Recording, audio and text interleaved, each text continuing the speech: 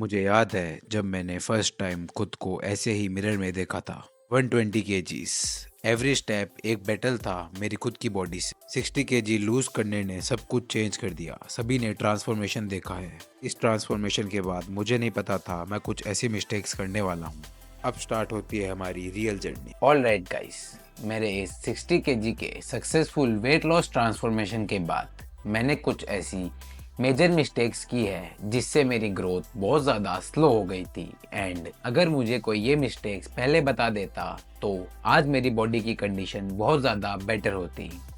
आज मैं आप सभी को 5 ऐसी मिस्टेक्स बताने वाला हूँ जो अक्सर लोग करते हैं अपने वेट लॉस ट्रांसफॉर्मेशन के बाद। चलो स्टार्ट करते हैं। जो फर्स्ट मिस्टेक मैंने की थी वो थी अंडर ईटिंग। जी हाँ, आप सभी लोग सही सुन रहे हो। मैं ऑलरेडी 6 से 7 महीने का कैलोरी डेफिसिट फॉलो करते हुए आ रहा था एंड मैंने अपना वेट लॉस भी कर लिया था। उसके बाद भी मैं बहुत ज़्यादा कम खाना खा रहा था बिकॉज मेरे जो अंदर 120 केजी का ओबीस लड़का था वो अभी भी यही सोचता था कि अगर मैं ज़्यादा खाना खाऊंगा तो फिर से कहीं ओबीस ना हो जाऊं।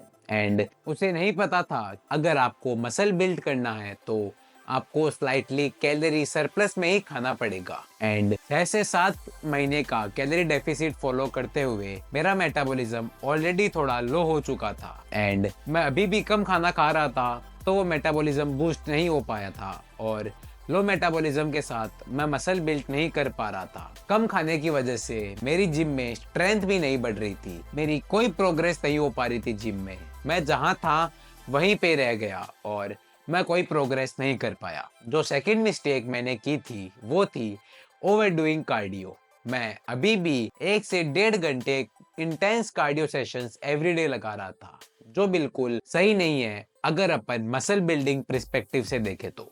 बिकॉज अगर आप इतना ज्यादा हाई इंटेंसिटी कार्डियो एवरीडे करोगे तो आपके चांस बढ़ जाएंगे मसल लॉस होने के भी। और उसी के साथ मैं पूरे दिन फटीग्ड रहता था जिस कारण मैं कोई प्रोग्रेस नहीं बना पाता था और उसी के साथ मेरी रिकवरी भी नहीं हो पा रही थी। अब रिकवरी की बात चली रही है तो जो मेरी थर्ड मिस्टेक थी वो थी पुअर स्लीप। जी हाँ, मैं सिर्फ 5 से 6 घंटे की स्लीप एवरीडे लेता था जो मेरी एक बहुत बड़ी मिस्टेक थी। बिकॉज अगर आप 6 से 7 घंटे की स्लीप एवरीडे लोगे तो बिलीव मी गाइस, आप अपनी बॉडी में ऐसे चेंजेस देख पाओगे जो आपने आज से पहले कभी नहीं देखे।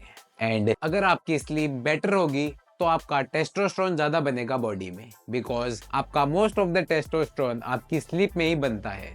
अगर आपका टेस्टोस्टेरोन है होगा तो ऑब्वियसली आप मसल ज्यादा बिल्ड कर पाओगे। और अब आते हैं अपन मेरी फोर्थ मिस्टेक पे जो है not training for hypertrophy properly. मैं हाइपरट्रोफी के लिए ट्रेन नहीं कर रहा था प्रॉपर्ली बिकॉज मैं एक तो बहुत ज्यादा हाई वॉल्यूम ट्रेनिंग कर रहा था। मैं ब्रो स्प्लिट फॉलो करता था उस टाइम पे। प्रो स्प्लिट एक बहुत अच्छी स्प्लिट होगी बट वो मेरे लिए वर्क नहीं करी बिकॉज ब्रो स्प्लिट में क्या होता है, अपन अपनी एवरीडे एक ही मसल ट्रेन करते हैं एंड जैसा कि मैं एक मसल ट्रेन कर रहा था एवरीडे तो मैं पर मसल 25 से 30 सेट लगा रहा था जो बिल्कुल सही नहीं है, जिस वजह से मेरी ग्रोथ बहुत ज्यादा स्लो हो गई थी और मैं प्रोग्रेस नहीं बना पा रहा था जिसके कारण मैं मसल बिल्ड नहीं कर पाया। एंड अगर आपको मसल बिल्ड करने हैं तो नेचुरली आपके लिए बेस्ट यही होगा कि आप एवरी मसल को एटलीस्ट 2 बार ट्रेन करो एवरी वीक और मेरी तरह इतने ज्यादा सेट्स कभी मत करना अपने एक सेशन के अंदर। अब आते हैं अपन मेरी फिफ्थ और आखिरी मिस्टेक के ऊपर, वो है not focusing on progressive overload. मैं प्रोग्रेसिव ओवरलोड के ऊपर फोकस बिल्कुल नहीं कर रहा था। इसका एक मेन फैक्टर ये भी था कि मैं एवरी वीक अपना वर्कआउट चेंज कर रहा था और ये चीज बिल्कुल भी सही नहीं है कि आप एवरी वीक अपना वर्कआउट चेंज करो बिकॉज अगर आप एवरी वीक अपना वर्कआउट चेंज करोगे तो आप कैसे ट्रैक कर पाओगे अपनी प्रोग्रेस। और मैं आपको ये सजेस्ट करता हूँ कि आप जो भी वर्कआउट कर रहे हो उसे एटलीस्ट 1 से 2 महीने सेम वर्कआउट फॉलो करो और उसके अंदर प्रोग्रेस बनाते चलो। चाहे आप लोड इंक्रीज करके प्रोग्रेस बनाओ, चाहे आप रेपिटेशन इंक्रीज करके प्रोग्रेस बनाओ। अगर आप ऐसे प्रोग्रेस बनाते चलोगे वीक बाय वीक तो आप डेफिनेटली ऑब्जर्व करोगे कि आप मसल गेन कर रहे हो। एंड ये थी गाइज मेरी 5 ऐसी मिस्टेक्स जो मैंने की थी अपने वेट लॉस के बाद और इन मिस्टेक्स के कारण मेरी प्रोग्रेस बहुत ज्यादा स्लो हो गई थी और मैं जिस कंडीशन में आज होना चाहिए था उस कंडीशन में नहीं हूँ, बट अब इन मिस्टेक्स से मैं ओवरकम कर चुका हूँ। इन सब मिस्टेक्स से मैंने कैसे ओवरकम किया और करंटली अभी मैं क्या फॉलो कर रहा हूँ वो मैं आप सभी को बताऊंगा। बट अभी आप लोग एंजॉय करो मेरा बैक और आर्म्स का सेशन। इस सेशन के बाद मैं आप सभी से डिस्कस करता हूँ कि मैं कैसे इन सब चीजों से ओवरकम कर पाया।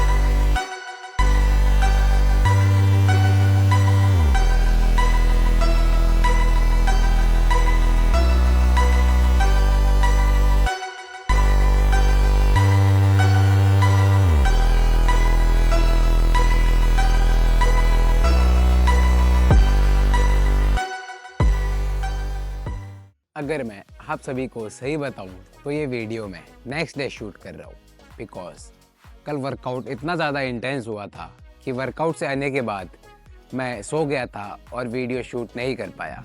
चलो अब मैं आप सबको बताता हूँ कैसे मैं इन सब चीज़ों से रिकवर कर रहा हूँ। सबसे पहली चीज़ जो आपको मैं बताना चाहता हूँ वो है कि उठते ही आप लोग भी एटलीस्ट 1 गिलास पानी तो पिया करो। मैं 1 लीटर पानी पीता हूँ अब।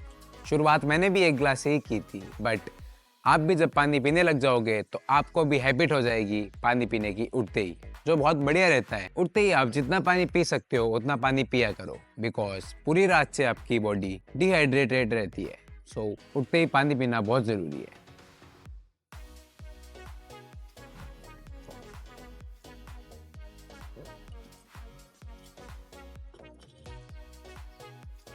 चलो अब मैं आप सबको बताता हूँ कि कैसे मैंने अपनी सारी मिस्टेक्स को फिक्स किया। सबसे पहली चीज़ जो मैंने की वो मैंने अपना वर्कआउट पूरा स्ट्रक्चर कर दिया। जैसे कि पहले मैं एवरी वीक वर्कआउट चेंज करता था, अब मैं एक ही वर्कआउट फॉलो कर रहा हूँ कंटिन्यू और उस पर प्रोग्रेसिव ओवरलोड बना पा रहा हूँ। एंड अब मैंने अपनी वॉल्यूम लो कर दी है और इंटेंसिटी बहुत ज़्यादा बढ़ा दी है। इंटेंसिटी बढ़ाने से अब मैं मसल माइंड कनेक्शन के साथ लगा पा रहा हूँ। मेरी वॉल्यूम कम हो चुकी है तो अब मैं बहुत ज़्यादा सेट्स नहीं लगाता। अब मैं कम सेट्स लगाता हूँ बट हाई इंटेंस सेट्स लगाता हूँ। एंड अब मैं एवरी मसल्स को वीक में एटलीस्ट 2 बार ट्रेन करता हूँ। अब आते हैं अपन सेकेंड पॉइंट पे, जो है अब मेरे पास प्रॉपर एक डाइट शेड्यूल्ड है, जिसके अंदर मुझे अब पता है कि मैं कितने प्रोटीन, कितने फैट्स, कितने कार्ब्स खा रहा हूँ। एंड अब मैं प्रॉपर कैलोरी सरप्लस में खाना खा रहा हूँ। मैं अब क्लीन बल्किंग के मैक्रोस पे स्टिक हूँ फिलहाल। अगर आपको भी मेरी फुल डे ऑफ ईटिंग चाहिए तो आप कमेंट ज़रूर करना। थर्ड पॉइंट है रिकवरी। अब मैंने अपनी रिकवरी को बहुत ज़्यादा प्रायोरिटाइज कर दिया है। मैं 2 रेस्ट डेज लेता हूँ। अब मैं 5 डेज अ वीक ही ट्रेन करता हूँ सो दैट मेरी एवरी मसल रिकवर हो पाए। एंड मैंने अपनी स्लीप को बहुत ज़्यादा प्रायोरिटाइज कर दिया है। जैसा कि मैंने आपको बताया था, अगर आप 7 to 8 आवर्स ऑफ स्लीप लोगे तो आप खुद अपनी बॉडी में ऐसे रिजल्ट्स देखोगे जो आपने आज से पहले कभी नहीं देखे। एंड बिलीव मी गाइज, मैं पिछले 1 महीने से कंटिन्यू 7 से 8 घंटे की प्रॉपर स्लीप ले रहा हूँ। इस चीज़ के बाद मैंने खुद की बॉडी में ऐसे रिजल्ट्स देखे हैं जो मैंने इन 1 साल में तो बिल्कुल नहीं देखे थे। मैंने अपना कार्डियो भी कम कर दिया है। अब मैं पहले की तरह 1 से 1.5 घंटा इंटेंस कार्डियो नहीं लगाता एवरीडे। अब मैं सिर्फ 20 से 25 मिनट कार्डियो करता हूँ, वो भी लो इंटेंसिटी एवरीडे। और मैं अब अपने ओवरऑल डे के स्टेप्स पे ज़्यादा फोकस करता हूँ। एवरीडे मैं अब 7K प्लस स्टेप्स चलता हूँ और जब रेस्ट डे होता है तब मैं 10K प्लस स्टेप्स चलता हूँ। अब जो फोर्थ थिंग आती है वो सबसे इम्पोर्टेंट है। मैंने अपना माइंडसेट चेंज कर दिया है, बिकॉज पहले मेरा माइंडसेट था मेंटेन करने का, अब मेरा माइंडसेट है बिल्ड करने का खुद को। आप लोग भी अपना माइंडसेट चेंज करो और खुद को बिल्ड करो मेरे साथ। एंड ये सब चीज़ें अब मुझे हेल्प करेगी मेरे आने वाले मेन एम को अचीव करने में, जो है compete in natural body building show. आप लोगों को अगर ये वीडियो अच्छा लगा और कुछ इन्फॉर्मेटिव लगा तो इस वीडियो को लाइक ज़रूर करना। एंड आप लोगों के जो भी डाउट्स है और आप लोग जो भी चाहते हो इस टॉपिक पे मैं वीडियो बनाऊं तो आप लोग कमेंट्स ज़रूर करना। Stay tuned for the next video.